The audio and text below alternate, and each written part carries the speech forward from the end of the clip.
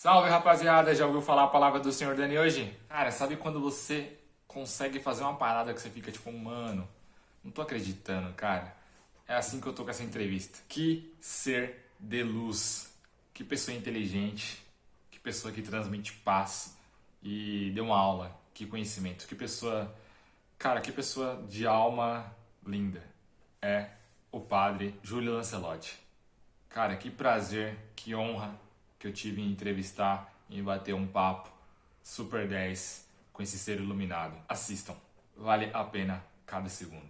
Tamo junto, galera. Se inscreve no canal, deixa seu like, compartilha aí, me ajuda aí, vamos bombar esse canal. Tamo junto.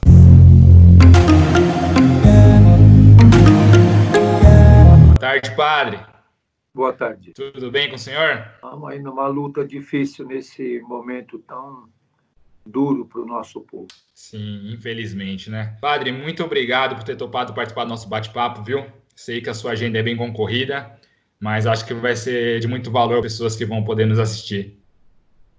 Padre, começa contando um pouquinho da sua história. Conta um pouquinho quem que é Júlio Lancelotti, onde o senhor nasceu, qual foi a origem da sua vocação para poder se tornar como padre. Então, eu nasci em dezembro de 1948 e para mim é importante porque é o ano também da Declaração Universal dos Direitos Humanos. E talvez isso tenha marcado a minha vida, porque a minha vida tem sido sempre como um ativista de direitos humanos. No momento, estou mais com a pastoral de rua, mas também no Centro de Defesa dos Direitos Humanos Padre Ezequiel Ramin, que atua na defesa de direitos de jovens em conflito com a lei. É um nome meio estranho, mas é como dizem hoje, conflito com a lei, para não dizer infratores.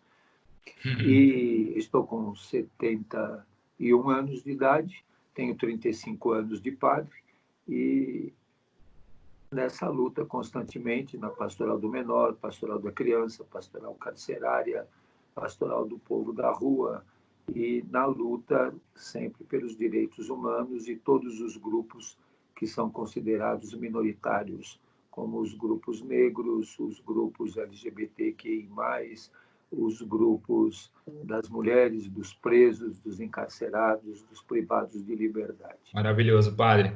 E se o senhor pudesse definir a situação que infelizmente nosso mundo vive hoje em somente uma palavra, qual seria essa palavra? Um grande desafio. Eu acredito que nós estamos vivendo um grande desafio. Nenhum de nós esperava viver isso. Eu não esperava na velhice ter que viver isso, você na juventude e cada um de nós na sua circunstância. Sem dúvida, será um momento que vai ficar marcado nas nossas vidas como um momento muito difícil e um momento que deve nos ajudar a refletir todos os desafios que dia a dia temos que enfrentar, seja na vida pessoal, na vida familiar, na vida comunitária, na ação pastoral, em tudo aquilo que vivemos, tudo aquilo que sentimos, que pensamos, que somos. Sim. Padre, vou fazer uma pergunta, caso o senhor não queira responder, tá? Fique à vontade. Mas qual a sua opinião sobre o governo atual do nosso país? Isso sim é uma calamidade. Isso é calamitoso, inclusive esse governo foi agora denunciado no Tribunal de Haia como genocida. É um governo que é uma calamidade para os povos indígenas, para todos os grupos quilombolas, para toda a juventude negra, para o povo pobre, para o povo desempregado. Ainda tem muito apoio e ainda tem muita gente que é apoio a esse governo. Foi muito bom que agora um grupo de mais de 100 bispos assinaram um documento mostrando que essa política é perversa, é anti-vida, anti-educação, anti-saúde, anti-cultura. Então, nós vivemos um momento de desafio. E não é uma questão pessoal, mas é uma questão do que esse governo coloca, as coisas que faz. A própria Comissão Interamericana de Direitos Humanos emitiu uma cautelar ao governo brasileiro para que proteja os povos indígenas, especificamente os Yanomami e tantos Sim, grupos que estão em situação de alto risco, ou como esse genocídio da juventude negra, Então, são todas situações extremamente desafiadoras. O aumento vertiginoso do desemprego, o aumento da população de rua, o aumento de todas as situações de penúria e sofrimento. Então, é um momento que eu, na idade que estou, não esperava ver um retrocesso tão grande em tão pouco tempo. Infelizmente, né? E parabéns pelo trabalho que o senhor vem executando na rua, trabalho belíssimo. Conta um pouquinho do projeto que o senhor executa nas ruas aí, no dia a dia. E existe alguma maneira que nós podemos participar através de doações, seja financeira ou seja de alimentos? Conta um pouquinho. Então, a nossa ação pastoral, que é a pastoral de rua da Arquidiocese de São Paulo, nesses mais de 120 dias de pandemia e de isolamento, nós todos os dias estamos convivendo com a população de rua, procurando proteger essa população através de todos os equipamentos, de tudo que eles necessitam, que estamos fazendo chegar álcool em gel diariamente à população de rua, máscaras, alimentação, saúde através da ação dos consultórios de rua. Então, são muitas as atividades que têm como a partilha da alimentação um momento que é um instrumento. O nosso objetivo é ter contato permanente com essas pessoas, quebrar a incomunicabilidade que eles vivem, o anonimato, a invisibilidade, e estarmos juntos com eles e também influenciando e cobrando políticas públicas, como se diz. Eu não gosto mais dessa palavra, mas é a palavra que todo mundo entende o que é. E ações do próprio governo do Estado. Só hoje, antes de começarmos aqui, eu já falei com autoridades do governo estadual, municipal, cobrando respostas e, muitas vezes, entre eles mesmos, parece que eles não se conversam. Sim. E parece uma briga de comadre. E a gente tem que ficar Intermediário. intermediando e com um objetivo muito claro, que é o interesse, a vida das pessoas. E a gente está vivendo momentos muito difíceis em que as pessoas usam, muitas vezes, e entidades usam a população de rua em benefício próprio, recebendo verba pública tão alta e sem que chegue um atendimento de qualidade na alimentação, na higiene, na forma de lidar, de manejar as situações. Nós vivemos uma emergência sanitária. Só agora, depois de 120 dias, é que a Prefeitura de São Paulo conseguiu disponibilizar 100, 150 vagas em hotéis para pessoas idosas de rua. 120 dias depois. Nós estamos pedindo isso desde a primeira semana. 120 dias depois, eles conseguiram 150 vagas, quando o próprio Ministério Público, que acolheu a nossa representação, sugeriu, né, recomendou ao poder público 8.000 vagas em hotel para mulheres com crianças, que não são contempladas pela prefeitura, pessoas que menos com 60 anos, mas que têm problemas de saúde, comorbidades, deficiência física, e esses todos não são contemplados. Casais com crianças pequenas também não são contemplados. Eles contemplaram, é correto, os idosos com mais de 60 anos, mas tem outros grupos, como mulheres com crianças, que deveriam de ter essa mesma possibilidade, esse mesmo acesso à rede hoteleira. Infelizmente não tem, né? 150 vagas não vai dar para nada praticamente, né?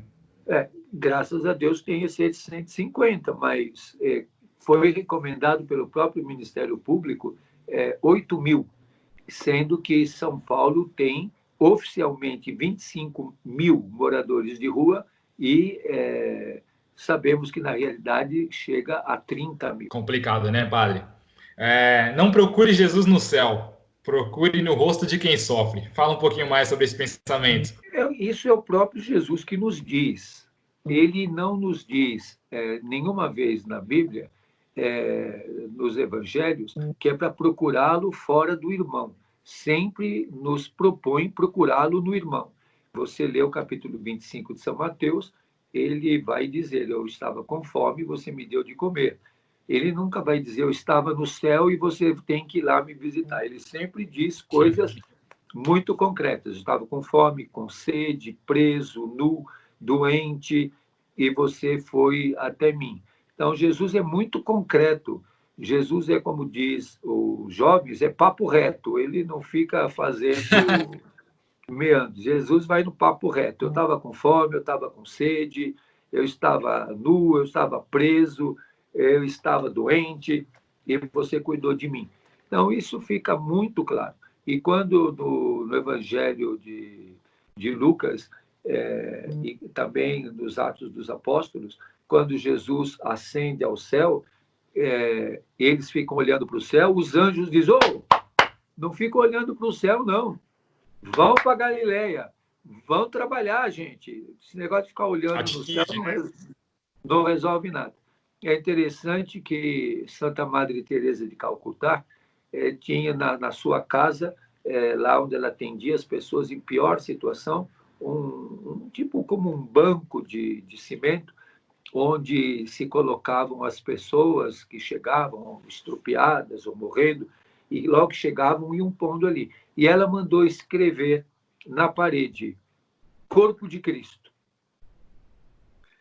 E nesse lugar, então, estava escrito bem grande na parede, Corpo de Cristo. Estava escrito em inglês, Corpo de Cristo. Então, isso, mesmo Santo Afonso Maria de Ligório diz, se você não reconhece Deus no irmão, você não reconhece Deus na Eucaristia. Então, não adianta ficar olhando para o céu. A gente tem que olhar para o rosto do irmão, porque é lá que Deus se revela. Realmente.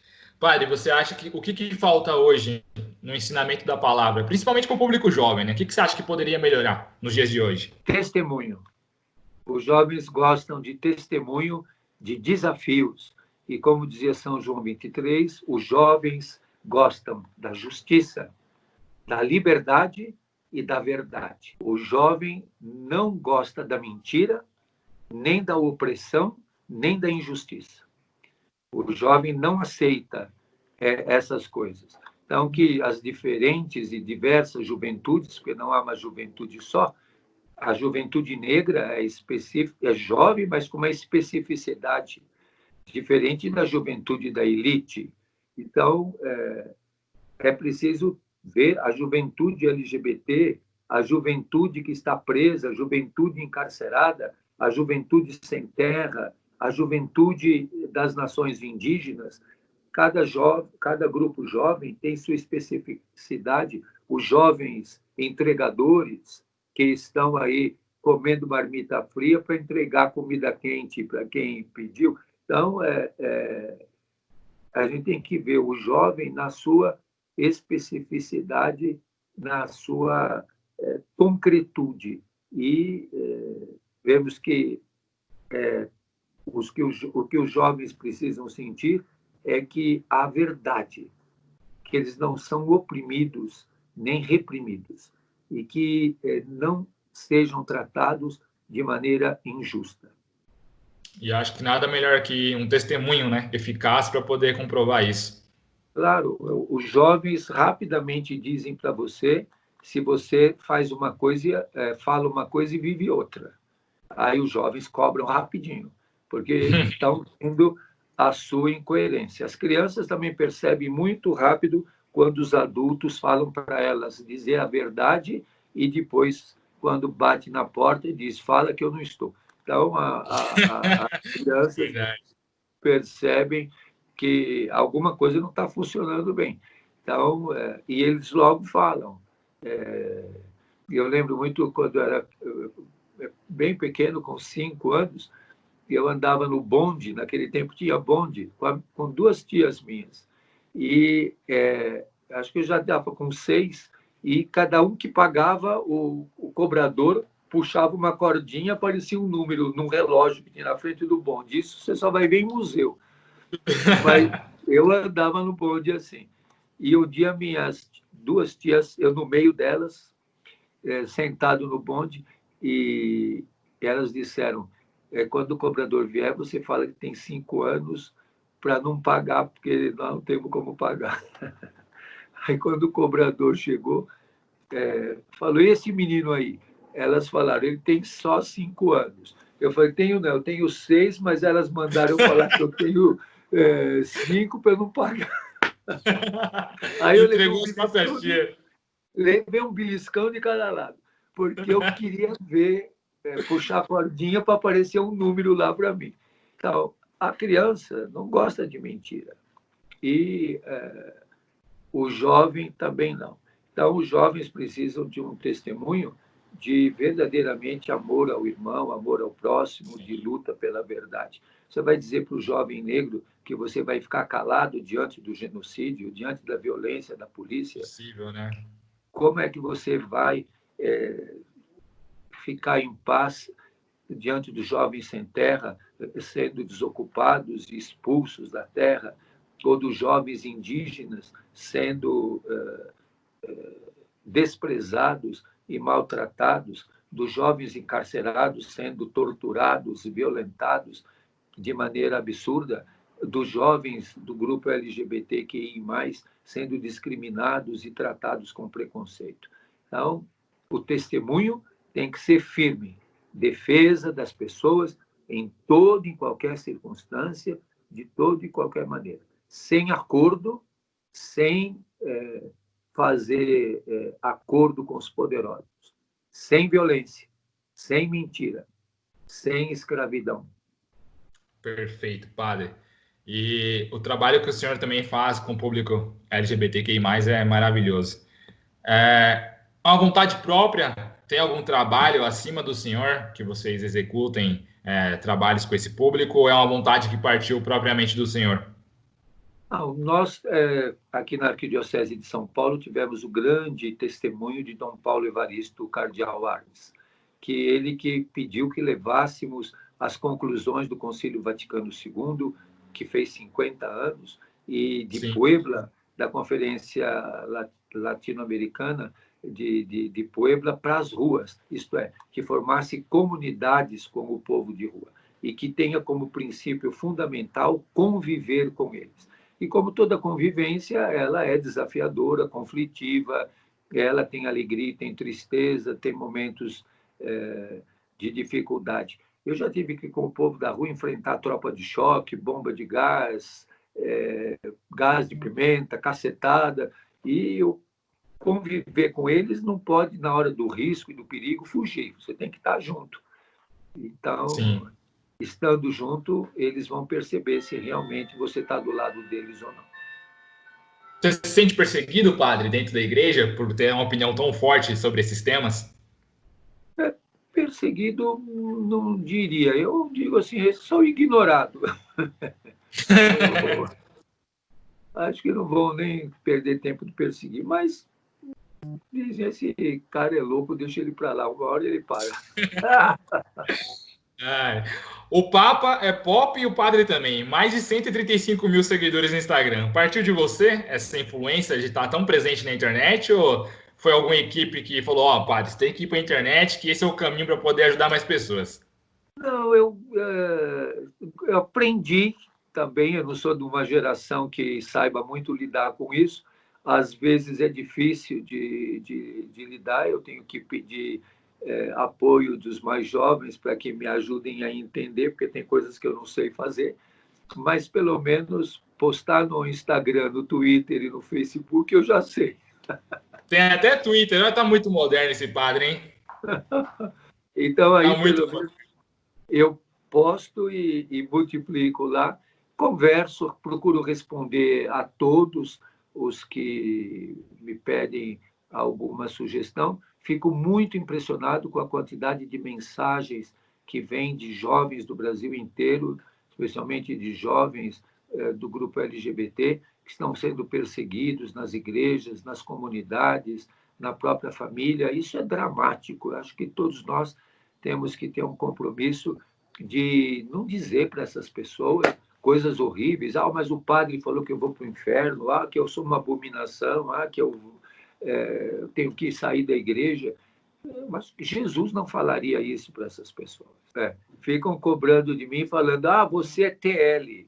Falo, o que é TL? TL é Teologia da Libertação. Eu digo, o que você já leu da Teologia da Libertação para o qual você se fundamenta contrariamente?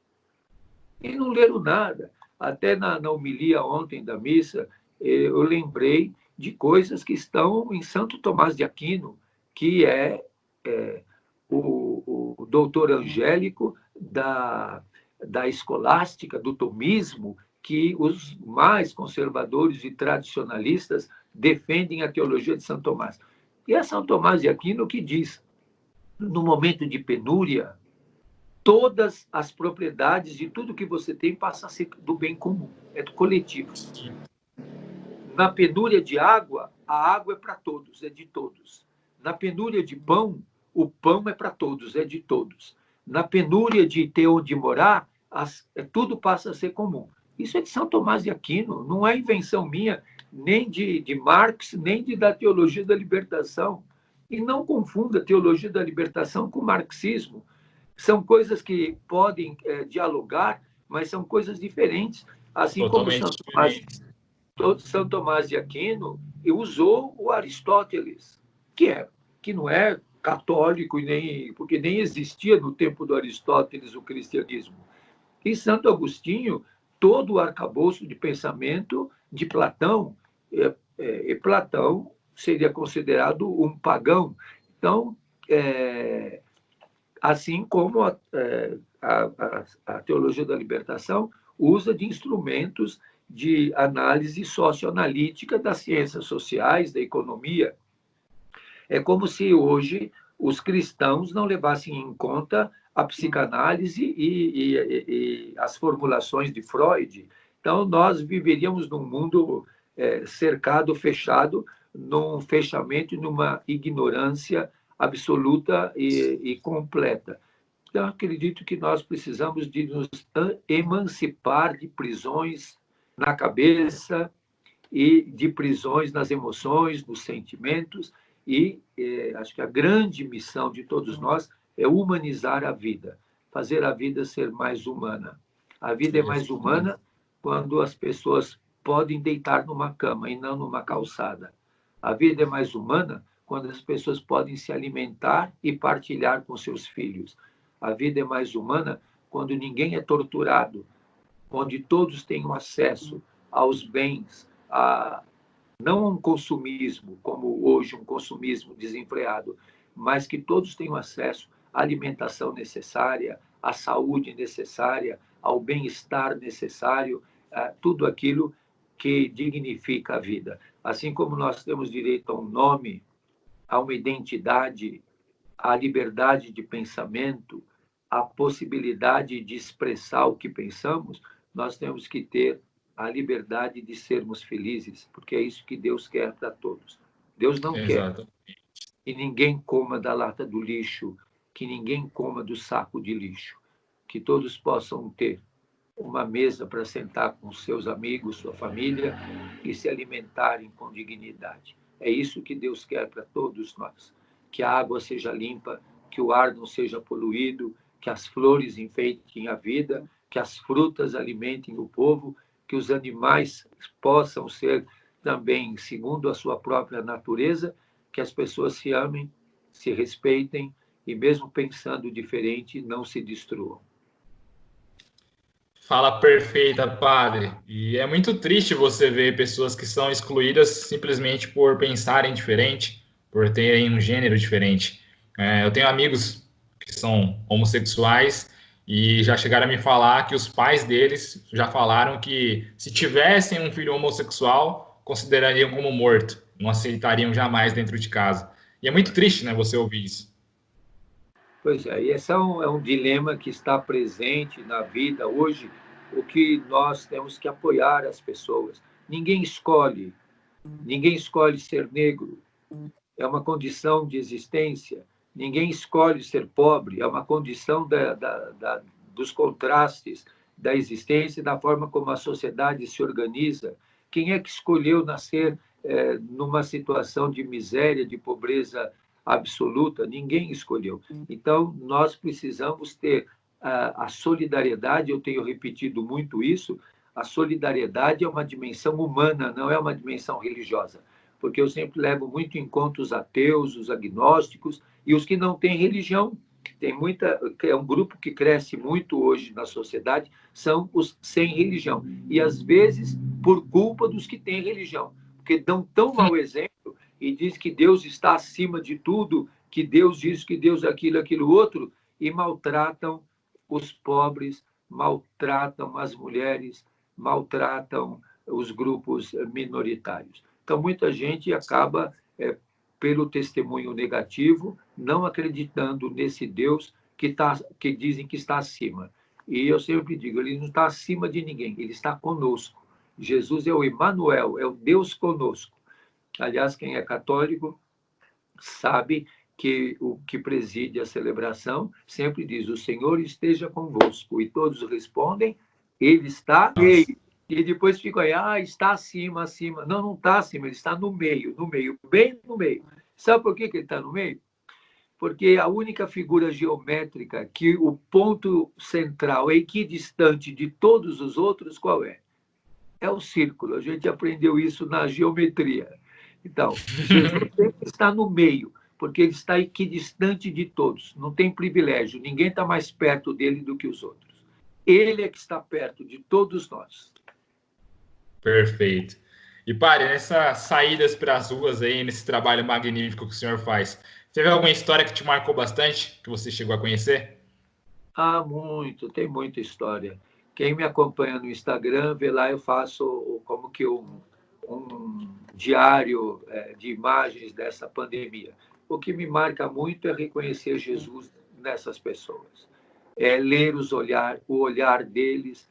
Eu estou com questão de máscara, eu vejo logo os olhos e ver nos olhos a alegria, a tristeza, a raiva, a indignação, o sofrimento, a lágrima, o sorriso, a esperança. É ler os olhos do irmão e ser solidário com ele e olhar a partir do olhar dele. Não olhar de cima para baixo, mas a partir de onde eles estão. Eu tenho aprendido a ler o mundo a partir da calçada. Maravilhoso. Padre, moro em Itaquaquecetuba, conforme te falei, aqui infelizmente está uma situação precária na saúde. Gostaria que o senhor deixasse uma mensagem para a população daqui, principalmente, especialmente para 4 famílias de Emerson Alves, Camila Teixeira, Hudson Costa e Valéria França. São pessoas especiais que nos deixaram e infelizmente tá difícil a situação aqui. O que o senhor tem a dizer para essa população? Tenham coragem, não desanimem. O sofrimento é grande, mas que o sofrimento não nos afogue. Que nós tenhamos a força e a coragem de sobreviver e resistir. E quem sofre e está sofrendo precisa do apoio dos outros, do apoio de todos nós. Então, desejo a vocês força, coragem, estamos juntos nessa luta. A dor de vocês é minha também. Muito obrigado, padre, pelo nosso bate-papo. Deus lhe abençoe, lhe acompanhe com o seu trabalho maravilhoso e te dê muitos anos de vida para poder continuar fazendo esse trabalho magnífico. Obrigado. Deus abençoe, força e coragem, principalmente os que estão sofrendo, Pai. Amém. Obrigado.